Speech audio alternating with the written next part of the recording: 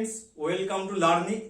তো আমি বলেছিলাম যে আমাদের এই লার্নিং পেজে লার্নিং যে আমাদের আছে, লার্নিং হচ্ছে আমি মেডিকেলের জন্য যে ক্লাস 11 এবং 12 এর যে চ্যাপ্টারগুলো আছে তার বেশ কিছু টপিক আমি করিয়ে দেবো, যেগুলো খুব ইম্পর্টেন্ট, যেখান থেকে মেডিকেলে আসে। তো আজকের থেকে তার ক্লাসগুলো শুরু হবে। আজকে যে টপিকের উপরে আমি কিছু জিনিস করাবো, দেখি কতদূর করানো যায়। তো সেটা হচ্ছে আমাদের ব্রিদিং এন্ড রেসপিরেশনের উপরে করাবো। 3-4টে ভিডিওর মধ্যে যতটা কমপ্লিট করে দেওয়া যায় আমি করিয়ে দেবো। আমার নাম শুভদীপ কয়াল, আমার বাড়ি ডায়মন্ড হারবার। তো এমনিতে আমাদের অফলাইনে 11-12 এর মেডিকেলের ব্যাচ তো কন্টিনিউয়াসলি চলছে। তার সাথে সাথে যারা কন্ট্যাক্ট করছে অনেক দূরে বাড়ি বা যারা মেডিকেলের প্রতি ইন্টারেস্ট আছে কিন্তু তারা আমার কাছে আসতে পারছে না, তাদের জন্য ইউটিউবে এই ক্লাসগুলোর মাধ্যমে তাদের প্রোভাইড করার জন্য আমি এটা করছি আর কি। তো লার্নিং আগে করেছিলাম, তো লার্নিং চ্যানেলে এই চ্যাপ্টারগুলো মেডিকেল স্ট্যান্ডার্ডে আবার প্রথম থেকে আমি শুরু করলাম। তো আজকে যেটা করাবো সেটা হচ্ছে আমাদের ব্রিদিং এন্ড রেসপিরেশন, এই টপিকটার উপরে। এই টপিক থেকে মেডিকেলে প্রায় কোশ্চেন আসে। তো এই টপিকে দেখো ব্রিদিং এন্ড রেসপিরেশন। তো ব্রিদিং বলতে কি বোঝে, আমরা যে ইনহেলেশন করি, এক্সহেলেশন করি, অক্সিজেন যে আমরা নিলাম তো সেটাকে বলা হচ্ছে ইনহেলেশন। আবার যখন কার্বন ডাই অক্সাইড বের করছি সেটাকে বলে এক্সহেলেশন। তো ইনহেলেশন হয়, এক্সহেলেশন হয়, তা সেইটার উপরে এই চ্যাপ্টারটা আছে। তো এই চ্যাপ্টারে আজকে আমি মেন যে পোর্শন গুলো কভার করবো সেটা হচ্ছে কিভাবে কার্বন ডাই অক্সাইড আমাদের টিস্যু থেকে অ্যালভিওলাইতে যাচ্ছে, মানে আমাদের বডি পার্টস থেকে কি করে লাংসে যাচ্ছে, আর কি করে অক্সিজেনটা আমাদের বিভিন্ন টিস্যুতে যাচ্ছে এবং তাদের মধ্যে যে চেঞ্জ, সেই ব্যাপারটা আমরা আজকে দেখব। ঠিক আছে? তো এই চ্যাপ্টারে দেখো দুটো জিনিস আগে জেনে রাখতে হবে। এটা মেনলি আমাদের অক্সিজেন আর CO2 নিয়ে এই চ্যাপ্টার, অক্সিজেন আর CO2 যে কিভাবে এটা ট্রান্সফার করছে। ঠিক আছে? তো অক্সিজেন কি করে, যখন হিমোগ্লোবিনের সাথে লাগে, হিমোগ্লোবিনের সাথে যখন অক্সিজেন লাগে তখন তাকে বলা হয় অক্সি হিমোগ্লোবিন। কি বলা হয়? Oxy haemoglobin. আর যখন হিমোগ্লোবিন কার্বন ডাই অক্সাইডের সাথে লাগে তখন তাকে বলা হয়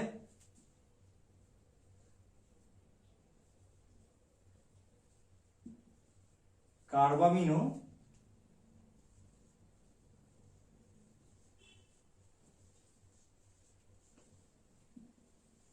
হিমোগ্লোবিন। ঠিক আছে? তো অক্সিজেনের সাথে লাগলে অক্সি হিমোগ্লোবিন, আর কার্বন ডাই অক্সাইডের সাথে লাগলে কার্বামিনো হিমোগ্লোবিন। এবারে দেখো এই যে হিমোগ্লোবিনটা আমরা কোথায় পাবো, হিমোগ্লোবিনটা আমরা পাবো আরবিসির ভিতরে।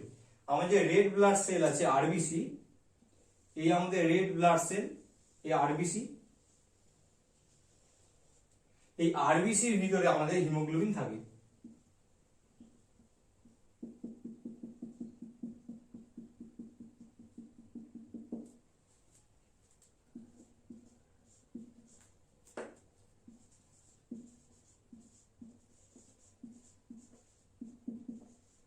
আরবিসির ভিতরে হিমোগ্লোবিন থাকে। এই হিমোগ্লোবিন দুটো পোর্শন দিয়ে তৈরি হচ্ছে, একটা হচ্ছে হিম আর একটা হচ্ছে আমাদের গ্লোবিন। তো এটা কি দিয়ে তৈরি হচ্ছে, একটা হচ্ছে হিম আর একটা পোর্শনের নাম হচ্ছে আমাদের গ্লোবিন। হিমের সাথে লেগে থাকে আমাদের অক্সিজেন আর গ্লোবিনের সাথে লেগে থাকে আমাদের কার্বন ডাই অক্সাইড। তা বোঝা গেল? তো হিমোগ্লোবিনই অক্সিজেন আর কার্বন ডাই অক্সাইডকে ট্রান্সপোর্ট করতে হেল্প করে। তার মধ্যে যে হিম পোর্শনটা আছে সেটা অক্সিজেনকে ক্যারি করে, আর যেটা আমাদের গ্লোবিন পোর্শন আছে সেটা কিন্তু আমাদের কার্বন ডাই অক্সাইডকে ক্যারি করে। এবারে যদি দেখা যায় একটা ওভারঅল ডায়াগ্রাম আমরা দেখে নিই।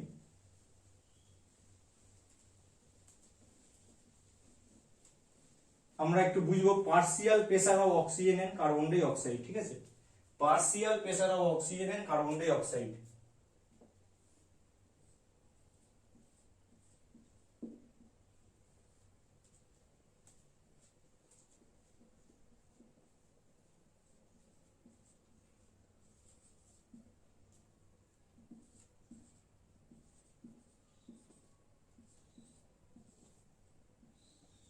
এটা একটা খুব ইম্পর্টেন্ট জায়গা, যেখানে পার্সিয়াল প্রেসার অফ অক্সিজেন আর কার্বন ডাই অক্সাইডটা আমাদের না জানলে বুঝতে পারবো না যে কিভাবে ডিফিউশনটা হচ্ছে। তো অক্সিজেনের যে পার্সিয়াল প্রেসার সেটা আমাদের বিভিন্ন জায়গায় বিভিন্ন রকম হয়, সেইটা আমাদের প্রথমে জানতে হবে। যদি লাংস দেখো, যদি লাংস দেখো, লাংসের মেনলি আমি এখানে কিন্তু অ্যালভিওলাইকে বোঝাচ্ছি, ঠিক আছে। এখানটায় অক্সিজেনের যে পার্সিয়াল প্রেসার PO2 সেটা হয় আমাদের 104 mm of Hg। এটা হচ্ছে আমাদের অ্যালভিওলাইতে অক্সিজেনের যে প্রেসার পার্সিয়াল প্রেসার থাকে সেটা 104 mm Hg। যখন সেটা অক্সিজেনের ব্লাডের ভিতরে অক্সিজেনের ব্লাডে যে অক্সিজেন থাকে তারও পার্সিয়াল প্রেসার আছে।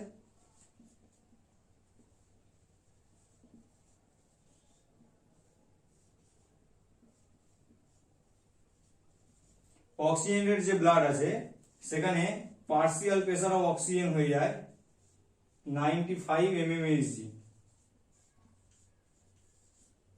ঠিক আছে। তাহলে এটা অক্সিজেনের ব্লাড। এবারে যদি ডিঅক্সিজেনেটেড ব্লাড দেখতে পাওয়া যায়,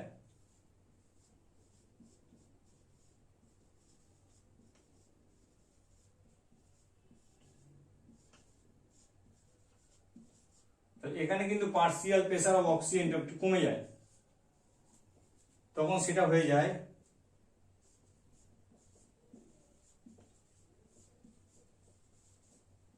40 mm of Hg। তাহলে তিনটে মনে রাখতে হবে। যদি লাংস দেখা যায় তাহলে partial pressure of oxygen 104 mm Hg। যদি সেটা অক্সিজেনের ব্লাড দেখা যায় তখন দেখা যাবে পার্সিয়াল প্রেসার অফ অক্সিজেন হচ্ছে আমাদের 95 mm Hg। আর যদি ডিঅক্সিজেনেটেড ব্লাড দেখতে পাওয়া যায় তাহলে পার্সিয়াল প্রেসার অফ ব্লাড হবে কত, 40 mm of Hg। তো এইটা নোট করে রাখো যে অক্সিজেনের ক্ষেত্রে পার্সিয়াল প্রেসার অফ অক্সিজেন বিভিন্ন জায়গায় কেমন হচ্ছে, ঠিক আছে। এবারে দেখো partial pressure of carbon die oxide.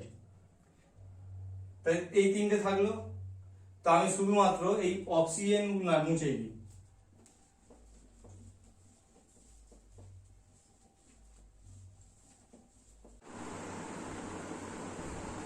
এবার দেখো partial pressure of carbon dioxide. Partial pressure of carbon dioxide এটা আমাদের অ্যালভিওলাই দেখা যায়, তাহলে এটা হয় 40 mm Hg। Partial pressure of carbon dioxide যদি অক্সিজেনেটেড ব্লাড দেখা যায়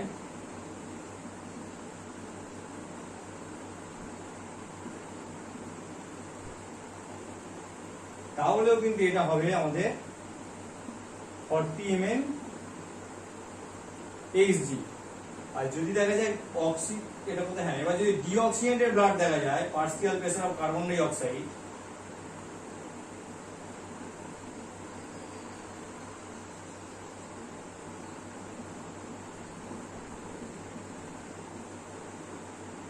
তাহলে এটা হয়ে যাবে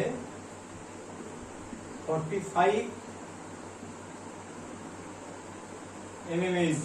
তাহলে বোঝাই যাচ্ছে অক্সিজেন ম্যাক্সিমাম ছিল 104, মিনিমাম ছিল 40, কার্বন ডাই অক্সাইড ম্যাক্সিমাম 45 আর মিনিমাম হচ্ছে 40। তো এই ডিফারেন্স গুলো আমাদের মনে রাখতে হবে। তো এইভাবে বললে অতটা হয়তো বোঝা যাচ্ছে না, এটা একটা ডায়াগ্রামের মাধ্যমে যদি আমি রিপ্রেজেন্ট করি তাহলে কিন্তু তোমাদের বুঝতে সুবিধা হবে। সেটা একবার দেখে নাও।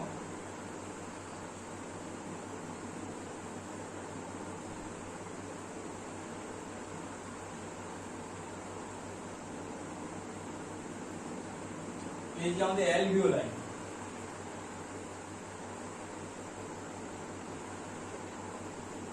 অ্যালভিওলাই আছে। এবার এই যে অ্যালভিওলাই যদি দেখা যায় এ তো অক্সিজেনের কনসেন্ট্রেশনটা হাই। এই যে অ্যালভিওলাই এখানে তো অক্সিজেনের কনসেন্ট্রেশন হাই, তাহলে এখানে দেখো পার্সিয়াল প্রেসার অফ অক্সিজেন সেটা কিন্তু আমার হবে 104 mm Hg। Partial pressure of carbon dioxide হবে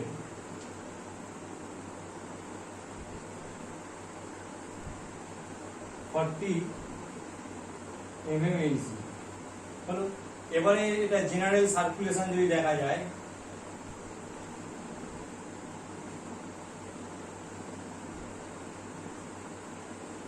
এটা আমরা যদি টিস্যু দেখি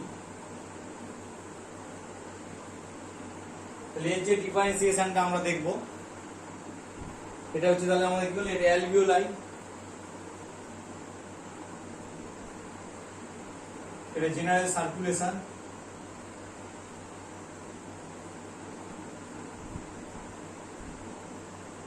এটা হচ্ছে আমাদের টিস্যু। ভালো করে দেখো, এখানে একটা ভাগ করে দিই জাস্ট বোঝার জন্য আর কি। এবার টিস্যুতে কন্টিনিউয়াসলি কি হচ্ছে, এখানে অক্সিজেন গ্লুকোজের সাথে রিঅ্যাক্ট করে carbon die oxide plus ATP তৈরি করছে। তার মানে বোঝা যাচ্ছে এখানে কার্বন ডাই অক্সাইডের কনসেন্ট্রেশনটা ইনক্রিজ করছে, তার মানে এখানে CO2 টা ইনক্রিজ করছে। আর এই যে ব্লাড, যখন এবার এখানে যেহেতু অক্সিজেনের কনসেন্ট্রেশন হাই আছে, আর এইখানটায় যখন আসছে একটা ব্লাড, তাহলে এখানে CO2 যেহেতু বাড়ছে, তাহলে এইখানটাতে CO2 গুলো ডিফিউজ হয়ে চলে আসবে ব্লাডের ভিতরে। তাহলে এখানে কি হবে, পার্সিয়াল প্রেসার অফ CO2 বেড়ে হয়ে যাবে 45। আর অক্সিজেন যেহেতু ডিসচার্জ করবে, কেন অক্সিজেন এখানে এসে টিস্যুকে এসে অক্সিজেন দেবে, কেন দেবে পরে আসছি, পুরোটা হয়ে গেলে তুমি বুঝতে পারবে। তাহলে এখানে পার্সিয়াল প্রেসার অফ অক্সিজেন হয়ে যাবে 40। এবারে এইখানটায় যখন অক্সিজেন দেবে বলে একটা অক্সিজেনের ব্লাড এসেছিল, সেখানটায় পার্সিয়াল প্রেসার অফ অক্সিজেন এটা ছিল 95, আর এখানটায় হচ্ছে পার্সিয়াল প্রেসার অফ CO2 ছিল 40 mm of Hg। বুঝে গেল? যেহেতু এখানে partial pressure of carbon dioxide কম, আর এই টিস্যুতে কন্টিনিউয়াসলি CO2 বেড়ে যাচ্ছে, তার মানে এই টিস্যুর ভিতরে তাহলে CO2 কিরকম হয়ে যাচ্ছিল, 45 mm Hg। সেই কারণে কার্বন ডাই অক্সাইড গুলো এখানে জাম করেছে। জাম করার ফলে যে ব্লাডটা এখানটাতে কার্বন ডাই অক্সাইডের পার্সিয়াল প্রেসার 40 ছিল, সেটা ইনক্রিজ হয়ে করে গেল কত, 45। যেহেতু এই অক্সিজেন গুলোকে কন্টিনিউয়াসলি টিস্যুতে ডিসচার্জ করছে, তাই সেটা কমে হয়ে গেল 40। এইটাই অ্যাকচুয়ালি ডিঅক্সিজেনেটেড ব্লাড।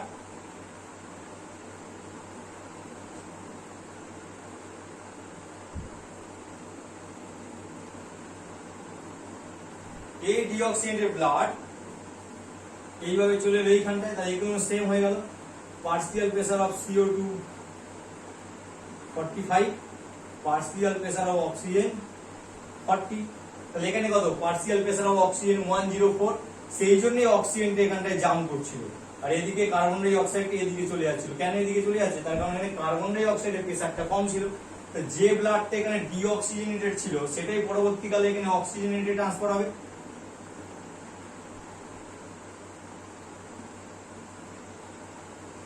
এই যে অক্সিজেনেটেড ব্লাডে ট্রান্সফার হলো, তারপর এখানে পার্সিয়াল প্রেসার অফ অক্সিজেনটা বেড়ে হয়ে গেল 95, আর পার্সিয়াল প্রেসার অফ CO2 হয়ে গেল কমে 40।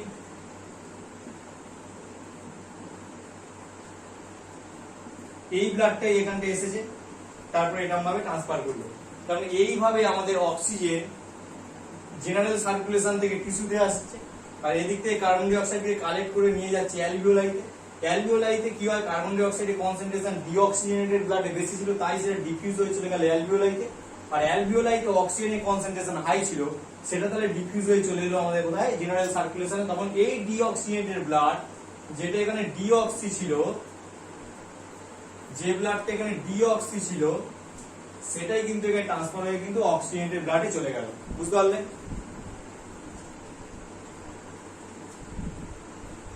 এই হচ্ছে ঘটনা। এবারে দেখো, এই যে ট্রান্সফরমেশন হচ্ছে, যেটা আমি বলছিলাম কিভাবে ট্রান্সফরমেশনটা হচ্ছে, সেটা এবার আমরা দেখবো। মেনলি দুটোই, আমরা কার্বন ডাই অক্সাইড কি করে ট্রান্সফার হয়ে টিস্যু থেকে লাংসে গেল, সেটা সব থেকে বেশি ইম্পর্টেন্ট, সেটা আগে আমরা দেখে নেব।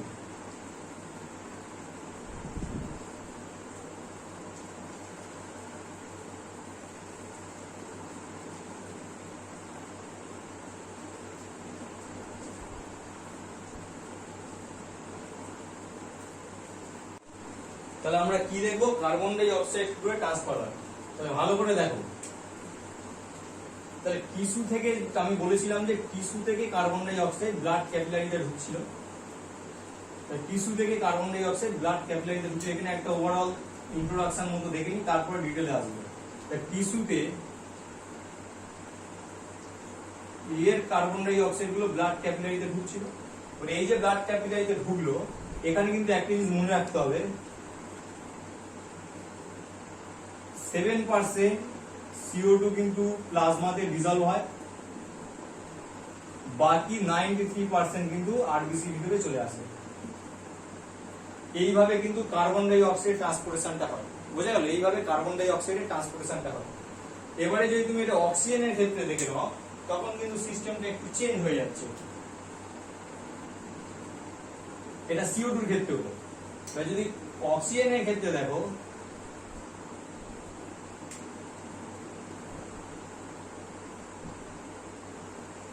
যখন এই লাংস থেকে অক্সিজেনটা আসছিল, লাংসের যে অ্যালভিওলাই, এখান থেকে যখন অক্সিজেনটা এলো,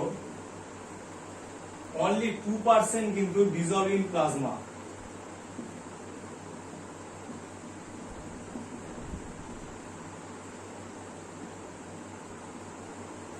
আর বাকি 98% কিন্তু আরবিসি ভিতরে এন্ট্রি করে।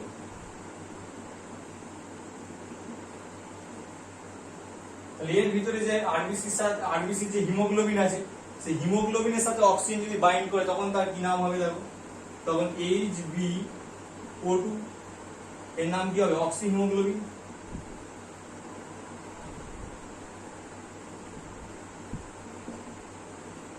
এই ব্যাপার। তো এবারে আমরা যেটা CO2 করছিলাম, আবার পুনরায় CO2 তে ফিরে আসি।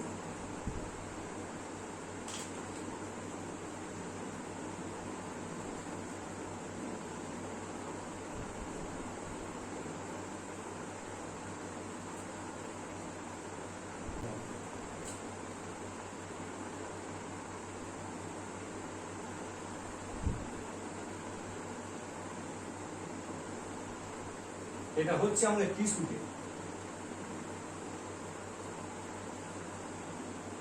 এই যে আমাদের টিস্যু আছে, এখান থেকে কার্বন ডাই অক্সাইডটা ঢুকলো এখানে। অবভিয়াসলি এখানে একটা ব্লাড ক্যাপিলারির জন্য এখানে একটা দাগ দিয়ে দিতে হবে। তাহলে এখানটা টিস্যু থেকে CO2টাকে এখানে ঢোকাতে হবে। কিন্তু CO2 তো ডিরেক্ট টিস্যু থেকে এইভাবে আসবে না, তাহলে এইভাবে আমরা করতে পারবো না। প্রথমে আমাদের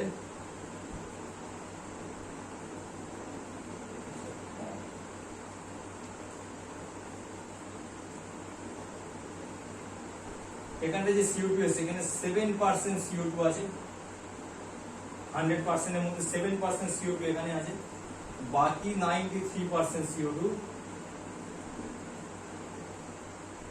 আরবিসি তে এন্ট্রি করলো। ঠিক আছে? 7% CO2 এখানে আছে, বাকি 93% CO2 কিন্তু আরবিসি এর ভিতরে গেল। গিয়ে এবার কি করছে দেখো, এখান থেকে 23%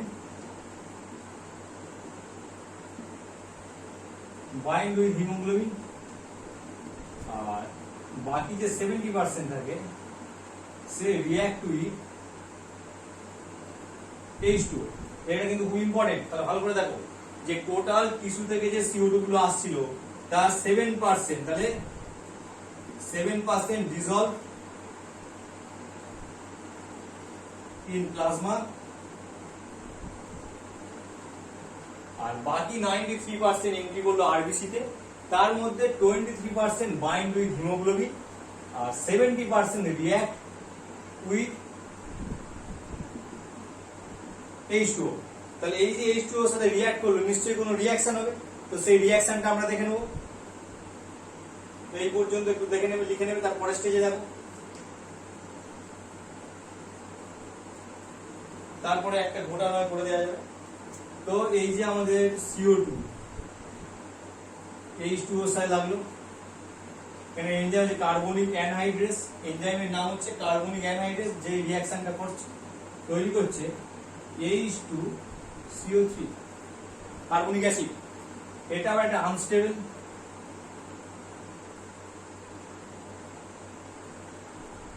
তখনই এটা ব্রেকডাউন করে যাবে H প্লাস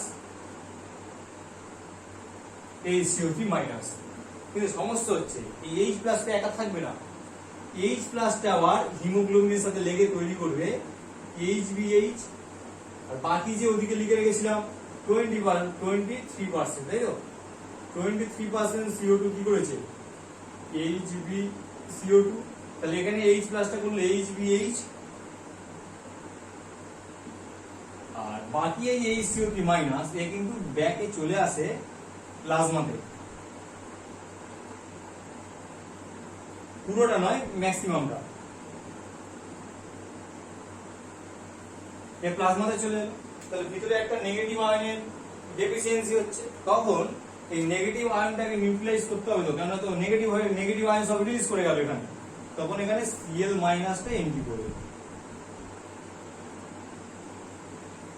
এই Cl মাইনাস এন্ট্রি করলো, এই যে এটাকে বলা হয় আমাদের ক্লোরাইড শিফট।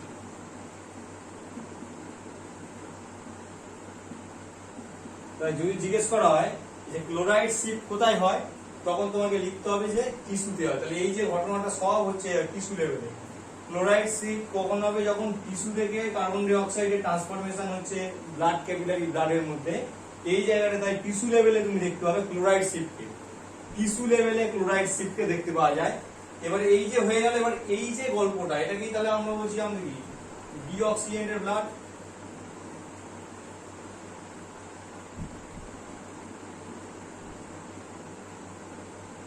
এই ডিঅক্সিজেনেটেড ব্লাডটা এবার ট্রান্সফর্ম করবে কোথায়, এটা ট্রান্সফার করবে আমাদের অ্যালভিওলাইতে। তখন দেখতে হবে অ্যালভিওলাইতে কি হচ্ছে। তাহলে এই যে এখানে কার্বন ডাই অক্সাইডটা এখানে আসছিল টিস্যুতে, তাহলে এখানে হচ্ছিল কি, এখানে হচ্ছিল অক্সিজেনের সাথে কি হচ্ছিল আমাদের গ্লুকোজ রিঅ্যাক্ট করে CO2 তৈরি করছে, সেই CO2টা এখানটায় আসছিল। আর 7% এর পুরো 100% CO2, মানে এই যে CO2টা, আর এখানটায় ATP তৈরি হচ্ছিল এনার্জি। আর এই যে এরা সকলে মিলে কার্বন ডাই অক্সাইডের সাথে বাইন্ড করলো, তাহলে এখানে ফ্রি অক্সিজেন রিলিজ করেছে। তাহলে এইগুলোর জন্য ফ্রি অক্সিজেন, এগুলো ফ্রি অক্সিজেনটা তাহলে তখন টিস্যুতে সাপ্লাই হচ্ছিল, ঠিক আছে। ফ্রি অক্সিজেনটা তখন টিস্যুতে সাপ্লাই হচ্ছে, তবেই তো টিস্যু আবার এই অক্সিজেনটাকে এখানে ইউজ করছে করে, সেটা অ্যারোবিক রেসপিরেশন। তাহলে এই যে রেসপিরেশনের নাম কি, অ্যারোবিক। টিস্যুতে যে রেসপিরেশনটা চলছে এটা অ্যারোবিক রেসপিরেশন বলা হচ্ছে। এবারে এইটা এবারে যাবে আমাদের লাংসে, সেখানে কি হয় দেখবো।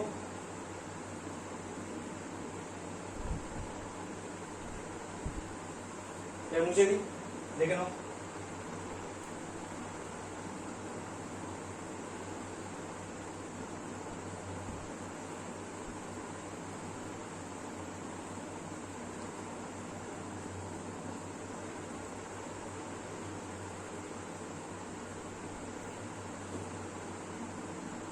তাহলে আমরা এতক্ষণ দেখে এলাম টিস্যুতে কি গল্প বলে, এবার লাংসে দেখো। লাংসের যে অ্যালভিওলাই, সেখানে প্রথম থেকে আমি বলে দিয়েছিলাম এখানে অক্সিজেনের কনসেন্ট্রেশন কিন্তু হাই। এখানে partial pressure of oxygen 104 mmHg, আর এখানে partial pressure of CO2 40 mmHg। তাহলে এই যে ব্লাড এখানটা, তাহলে ক্যাপিলারি দিয়ে ডিঅক্সিজেনেটেড ব্লাডটা এখানে পৌঁছলো, দেখো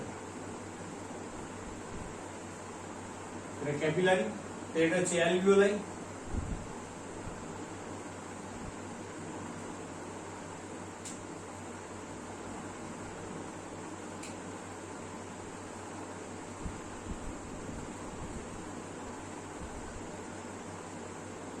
এখানে কি কন্ডিশনে ছিল, সব HB CO2 HBH কন্ডিশনে এসেছে, ডিঅক্সিজেনেটেড ব্লাড ছিল এটা।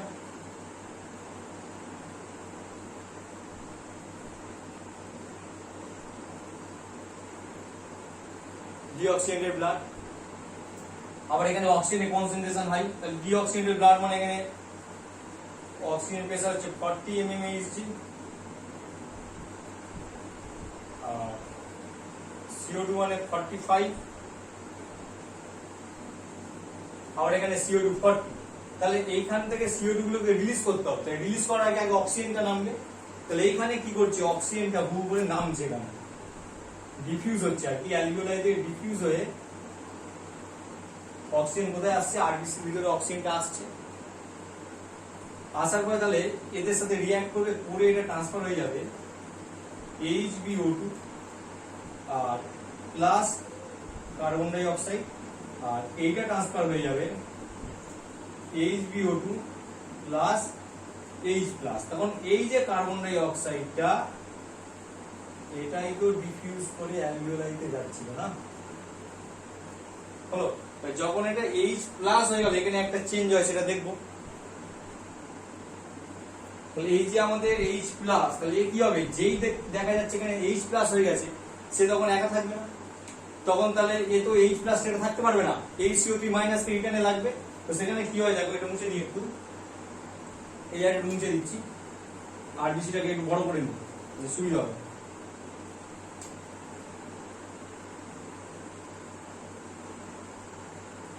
তাহলে এখানে যেই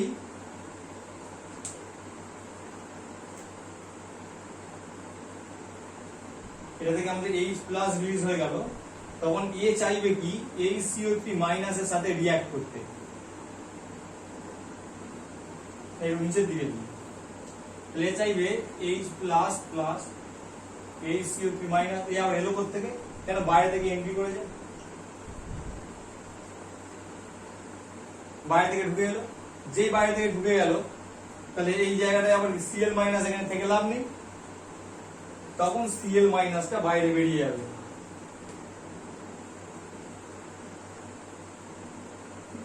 এইটাকে বলা হয় রিভার্স ক্লোরাইড শিফট।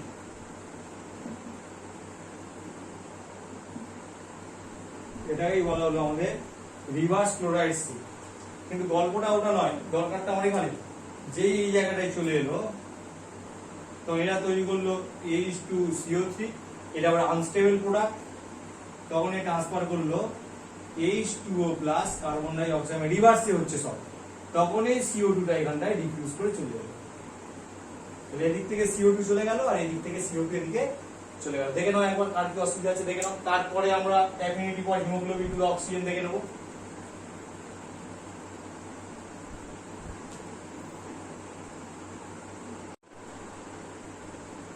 তাহলে এটা দেখলে, এবারে আমরা মুছে দিই। এটা রিভার্স ক্লোরাইড শিফট যদি বলা হয় কোথায় হয়, তাহলে বলবে এটা হচ্ছে আমাদের অ্যালভিওলাই লেভেলে, হচ্ছে অ্যালভিওলাই।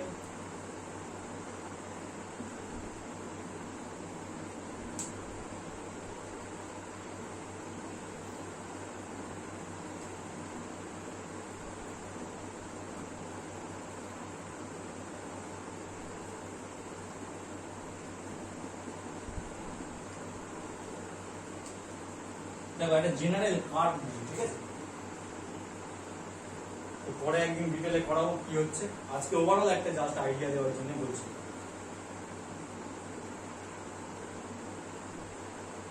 এটা হচ্ছে আমাদের পার্সিয়াল প্রেসার অফ অক্সিজেন কাজ করে,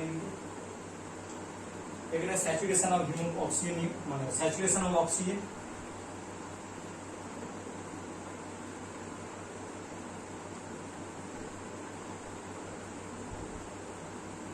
তার মানে যখন দেখা যাবে কত প্রেসারে অক্সিজেন কতটা হিমোগ্লোবিনের সাথে বাইন্ড করছে, তখন আমরা যে কার্ভ পাই সেটাকে বলে সিগময়েড কার্ভ। এটাকে বলা একটা সিগময়েড কার্ভ, সিগময়েড,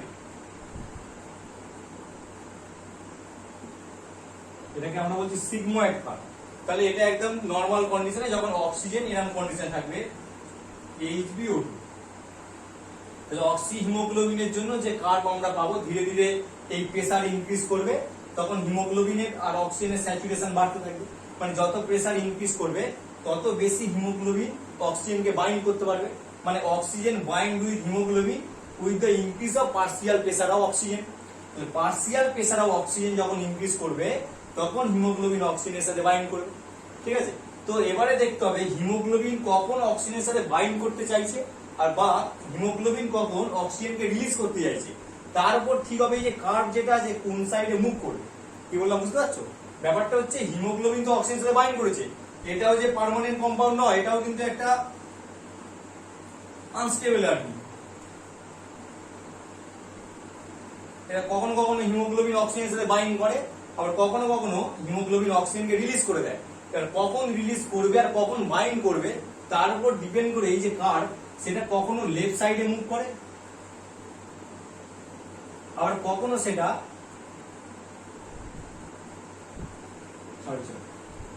সেটা রাইট সাইডে মুভ করে, আর কখনো সেটা আমাদের লেফট সাইডে মুভ করে।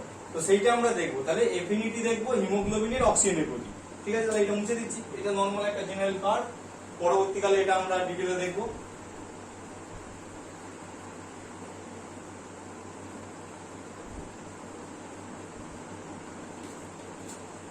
দেখো দুটো আগে একটা জিনিস বলছি ভালো করে দেখো, যখন H প্লাস ইনক্রিজ, তাহলে H প্লাস যখন ইনক্রিজ করে pH ভ্যালু ডিক্রিজ। তাহলে আমরা এখানে দেখবো pH এর আপ ডাউনের জন্য হিমোগ্লোবিন আর অক্সিজেনের রিলেশনশিপ কেমন হয়, pH বাড়লে কি হয়, pH কমলে কি হয়। তাহলে H প্লাস যদি ইনক্রিজ করে তাহলে pH ভ্যালু ডিক্রিজ, তার মানে pH ভ্যালু ডিক্রিজ মানে আবার সেটা হয়ে যাবে অ্যাসিডিক মিডিয়াম। অ্যাসিডিক মিডিয়াম মানে H প্লাস ইনক্রিজ হয়ে থাকবে, বোঝা গেল। এবারে কোনটা অ্যাসিডিক কোনটা বেসিক সেটার জন্য আমরা তাহলে একটা যদি জেনারেল একটা চার্ট দেখি, খুবই সিম্পল, ছোটবেলা থেকে সবাই জানি, তাহলে আমরা বলে দিই। যদি এটা 7 হয় তাহলে এটা নিউট্রাল, 7 থেকে যত ইনক্রিজ করবে তখন সেটা হয়ে যাবে বেসিক, আর যত এটা ভ্যালুটা কমতে থাকবে pH এ তখন সেটা হয়ে যাবে অ্যাসিডিক। তাহলে অ্যাসিডিক যখন হবে তার মানে H প্লাস এখানে অনেক বেশি আছে, আর এখানে H প্লাস আমাদের কম আছে, বুঝে গেল। তাহলে এখানে H প্লাস বেশি আছে, এখানে H প্লাস কম আছে। এবারে কখন বেশি হচ্ছে কখন কম হচ্ছে তার উপরে দেখবো আমরা। তাহলে অ্যাজ ফর এক্সাম্পল pH যদি 4 হয় তাহলে এটা অ্যাসিডিক হবে, আবার যদি ওই pH যদি আবার আমাদের 7.5 হয় তাহলে স্লাইডলি অ্যাসিডিক হবে, আমাদের স্লাইডলি বেসিক হবে। এই হচ্ছে ব্যাপার। তাহলে এইবারে আমরা আসবো যে তাহলে কি বললাম, pH ভ্যালু যদি কমে তার মানে H প্লাস যদি ইনক্রিজ হয়, H প্লাস ইনক্রিজ হলে হিমোগ্লোবিন রিলিজ অক্সিজেন, তাহলে হিমোগ্লোবিনের অ্যাফিনিটি অক্সিজেনের প্রতি সেটা কিন্তু কমে যাবে, ঠিক আছে। তাহলে H প্লাস যদি ইনক্রিজ হয়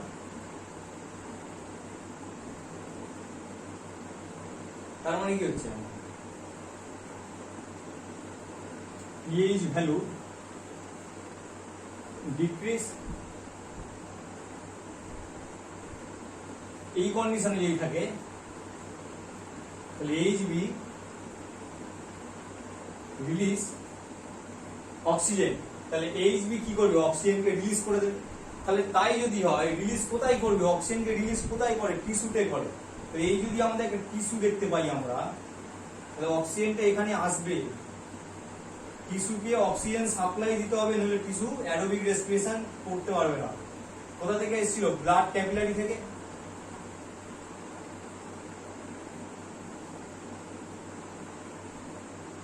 তাহলে এই যে অক্সিজেনটাকে রিলিজ করছে তার মানে কি, এইখানটাতে এইদিকে যে CO2 তৈরি হচ্ছিল, তাহলে CO2 গুলোতে এখানে ধাক্কা মেরেছিল। অ্যারোবিক রেসপিরেশনের জন্য CO2 যদি এখানে ধাক্কা মারে তবে এই হিমোগ্লোবিনে যে অক্সিজেন ছিল সেটাই রিলিজ করেছে। তার মানে এখানটায় মিডিয়ামটা অ্যাসিডিক হয়ে গেছে। তাহলে অ্যাসিডিক মিডিয়াম যদি হয় তাহলে গ্রাফ কি বলা হয়েছে, যদি হিমোগ্লোবিন অক্সিজেনকে ছেড়ে দেয় গ্রাফ তাহলে কি হবে, রাইট সাইডে শিফট করবে। তাহলে গ্রাফটা যদি দেখেন তাহলে কি হবে,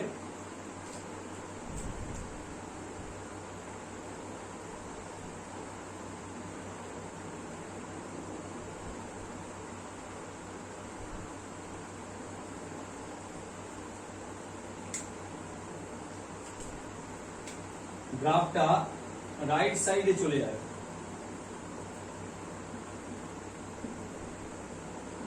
কখন, যখন pH ভ্যালু ডিক্রিজ হবে। তাহলে pH ভ্যালু ডিক্রিজ হচ্ছে, তাহলে এর সাথে আরেকটা ঘটনা তো ঘটছে না, pH ভ্যালু ডিক্রিজ মানে H প্লাস ইনক্রিজ করছে, তখন গ্রাফটা কোন দিকে গেল, রাইট সাইডে গেল। এবারে দেখো গ্রাফটা কখন লেফট সাইডে যাবে, অবভিয়াসলি যখন pH ভ্যালু বাড়বে তখন H প্লাস কি হবে, কমবে। এই ঘটনাটা H প্লাস কোথায় কম, H প্লাস কমে হচ্ছে আমাদের অ্যালভিওলাইতে, এইখানটাতে অ্যালভিওলাই। এটা কোথায় ঘটে, টিস্যুতে ঘটে। টিস্যুতেই কি হচ্ছিল, H প্লাস বাড়ছিল, কেননা আমাদের কার্বন ডাই অক্সাইড টিস্যু থেকে ঢুকে আসছিল কোথায় আরবিসির ভিতরে, তাহলে এখানে আরেক বলতে কেন, তাহলে একসাথে এই গ্রাফ দিয়ে হয়ে যাবে।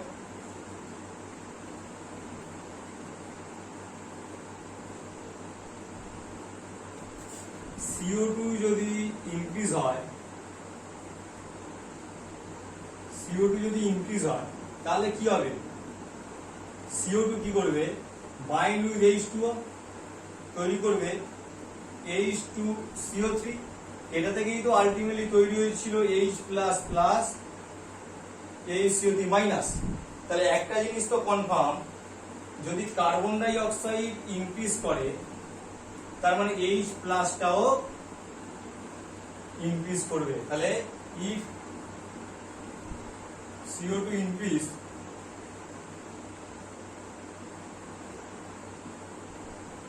H+ also increase, বোঝা গেল? তাহলে H+ ইনক্রিজ করছে মানে কি, এইখানটাতে কার্বন ডাই অক্সাইডও ইনক্রিজ করছে। তাহলে ঠিক উল্টোটা, যখনই আমরা টিস্যুতে আসি তখন কি হয়, এই অ্যালভিওলাইট আছে তখন কার্বন ডাই অক্সাইড কমে যায় না, carbon dioxide partial pressure of carbon dioxide কমে যায়, তাই তখন গ্রাফটা কিন্তু লেফট সাইডে মুভ করে। তাহলে গ্রাফটা তখন লেফট সাইডে মুভ করে। তাহলে আমরা পিএইচ থেকে স্টার্ট করেছিলাম, তার সাথে H+ ও কভার হয়ে গেল, কার্বন ডাই অক্সাইডও কভার হয়ে গেল। তার মানে অ্যাকচুয়ালি কি হচ্ছে, যদি আমরা লাংসে দেখি, এটা মুছে দিচ্ছি এই সাইডটা, যদি লাংসে দেখা যায়, এখান থেকে অক্সিজেন গুলো ক্যাপিলারিতে আসছিল, ব্লাড ক্যাপিলারিতে অক্সিজেন গুলো আসছিল, তবেই তো এটা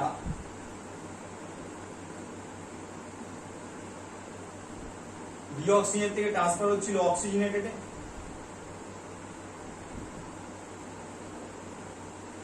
ডিঅক্সিজেনেটেড ব্লাড থেকে ট্রান্সফার হয়েছিল অক্সিজেনেটেড ব্লাড, সেখান থেকে তো বোঝা যাচ্ছে। তাহলে এই লেভেলে কি হচ্ছে, তাহলে CO2 তো বেরিয়ে যাচ্ছে, তার মানে CO2 ডিক্রিজ করে যাচ্ছে, তার মানে H+ ডিক্রিজ করে যাচ্ছে, কিন্তু অক্সিজেনটা কিন্তু ইনক্রিজ করেছে, অক্সিজেনটা ইনক্রিজ করেছে, অক্সিজেন ইনক্রিজ করেছে, আর কি ইনক্রিজ করেছে, পিএইচ ভ্যালু। তাহলে এটা কোথায় হলো, এটা পুরোটাই কিন্তু আমাদের হলো লাংসে বা অ্যালভিওলাই লিখতে পারো। তাহলে এই ঘটনাগুলো লাংসে যখন হচ্ছে তখন আলটিমেটলি অক্সিজেনের কনসেন্ট্রেশন বাড়ছে, মানে হিমোগ্লোবিন বাইন্ড উইথ অক্সিজেন। তাহলে ওভারঅল আমরা এতক্ষণ যেটা বুঝলাম সেটা যদি জিস্ট আকারে একটা এতে করে দিই তাহলে বুঝতে সুবিধা হবে। এটা মুছে দিচ্ছি ওটা।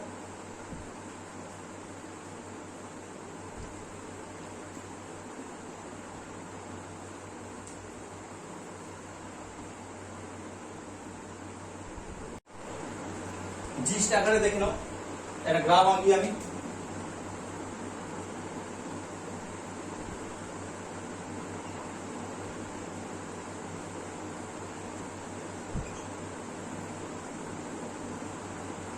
দেখো নর্মাল একটা জেনারেল সিগময়েড কার্ভ এখানে ছিল। আমি এবার বলেছিলাম কার্ভটা কখন হচ্ছে রাইট সাইডে মুভ করবে, এটা কখন রাইট সাইডে আসবে,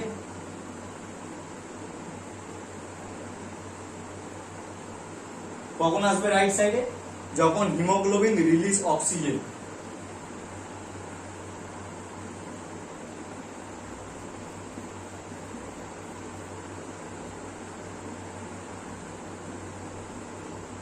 যখন হিমোগ্লোবিন রিলিজ করলে সেই অক্সিজেনটা কোথায় যাচ্ছিল, সেই অক্সিজেনটা যাচ্ছিল আমাদের টিস্যুতে। তাহলে এই দিকের যে ঘটনাটা সম্পূর্ণটা কিন্তু টিস্যুতে হচ্ছে। তাহলে কখন হিমোগ্লোবিন অক্সিজেনকে রিলিজ করবে, তখনই করবে যখন CO2 concentration high, H+ high, pH value low মানে অ্যাসিডিক। হলো, এর সাথে আরেকটা জিনিস আছে যেটা বলা হয়নি, সেটা ডাইফসফোগ্লিসারেট DPG, এটাও হাই। একই জিনিস অ্যাকচুয়ালি গ্লাইকোলাইসিস, এই যে অ্যারোবিক রেসপিরেশন হচ্ছে তার ফার্স্ট পার্টের নাম তো গ্লাইকোলাইসিস। তাই গ্লাইকোলাইসিস হলে ডিপিজি তৈরি হয়। তাই ডিপিজিও যখন ইনক্রিজ করে তার মানে কি হিমোগ্লোবিন অক্সিজেনকে রিলিজ করে দেবে। বোঝা গেল? তাহলে যখন হিমোগ্লোবিন অক্সিজেনকে রিলিজ করবে সব টিস্যুতে হবে, তখন গ্রাফটা এই রাইট সাইডে শিফট করে গেল, তার মানে হিমোগ্লোবিন রিলিজ অক্সিজেন। এবারে দেখো লেফট সাইডে কি হয়,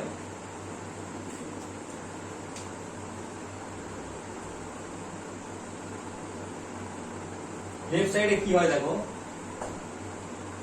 এখানে যখন haemoglobin bind with oxygen,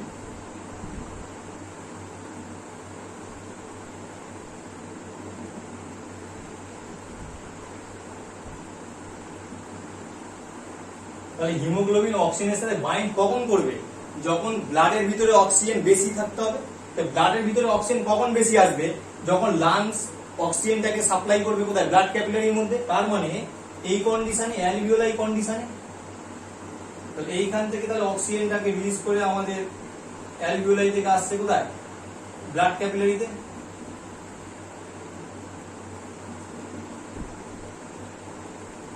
blood ক্যাপিলারিতে আসছে। তো এখানে কি হবে, অক্সিজেন বাড়ছে, অক্সিজেনের যে কনসেন্ট্রেশন বাড়ছে, তবেই তো সেই হিমোগ্লোবিনের সাথে বাইন্ড হতে পারবে। তার মানে এখানে কার্বন ডাই অক্সাইডের পার্সিয়াল প্রেসার কমছে, সাথে সাথে তার মানে এইচ প্লাস ও লোতে যাচ্ছে, ইভেন বিপিজিও লোতে যাচ্ছে। তখন হচ্ছে এই যে কার্ভ, যেটা হচ্ছে এদিকে লিখেছিলাম পার্সিয়াল প্রেসার অফ অক্সিজেন, আর এখানটা স্যাচুরেশন, লেখার জায়গা নেই, তোমরা দেখে নেবে। তো তখন কার্ভটা কোন দিকে যাচ্ছে, আমাদের লেফট সাইডে মুভ করছে, এটা রাইট সাইড, এটা লেফট সাইড।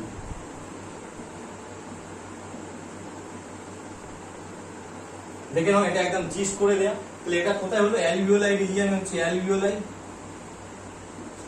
আর এটা হয়েছিল টিস্যু লেভেলে। এবার এই যে দুটো ঘটনা রাইট সাইড লেফট সাইডে মুভ করলো, তার দুটো নাম আছে। যখন রাইট সাইডে মুভ করছিল, এটা একটি সায়েন্টিস্ট দেখেছিলেন, তার নাম ছিলেন বোর। তো এই জন্য এই এফেক্টটার নাম হচ্ছে বোর এফেক্ট।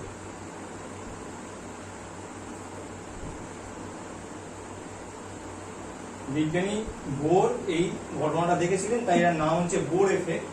আর যখন সে লেফট সাইডে যায়, এই ঘটনাটা দেখেছিলেন আমাদের বিজ্ঞানী হ্যালডেন।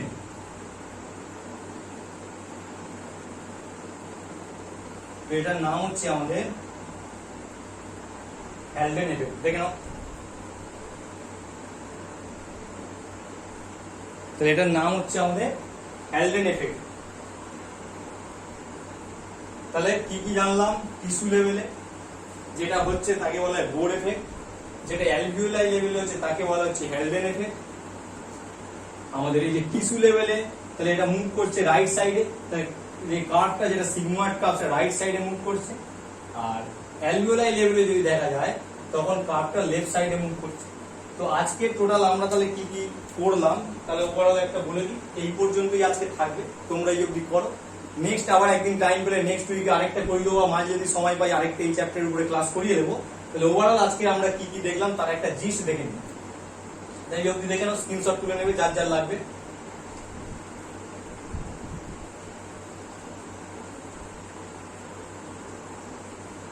তাহলে আজকের যে টপিক, তার মধ্যে আমরা আজকে করেছি এক, হিমোগ্লোবিন অক্সিজেনের সাথে যে বাইন্ড হওয়া, হিমোগ্লোবিন কার্বন ডাই অক্সাইডের সাথে বাইন্ড হওয়া, এটা ডিটেলে করা হলো। আচ্ছা, এইটা করতে গিয়ে আমরা করলাম ক্লোরাইড শিফট,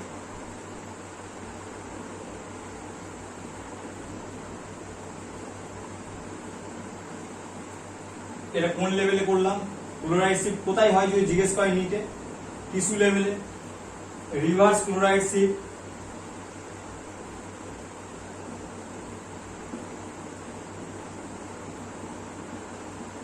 এটা কোথায় হয়, এটা হচ্ছে অ্যালভিওলাইতে, মানে অ্যালভিওলাই থেকে যখন হচ্ছে অক্সিজেনটা আসছে। আচ্ছা, আর কি করলাম,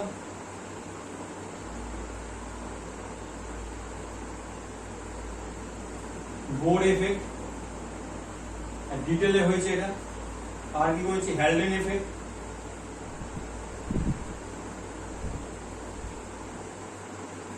এইগুলো করতে গিয়ে কত পার্সেন্ট কি হয় সেগুলো আমরা ডিটেলে সব দেখেছি। বাড়িতে দেখো পড়ে, যে কোনো বই ফলো করলেই হবে। এনসিইআরটি তে ইম্পর্টেন্ট মেডিকেলের জন্য লাইন বাই লাইন পুরো ডিটেলে আমাদের পড়তে হবে ওই বইটা। শুধু এনসিইআরটি এনাম নয়, তার সাথে সাথে হিউম্যান বায়োলজি আছে, সেই হিউম্যান বায়োলজি তোমাকে পড়ে দেখতে হবে যে কি কি বলছে। হিউম্যান বায়োলজি এনসিইআরটি করলে অনেকটাই রিকভারি হয়ে যাবে। তারপরে এমসিকিউ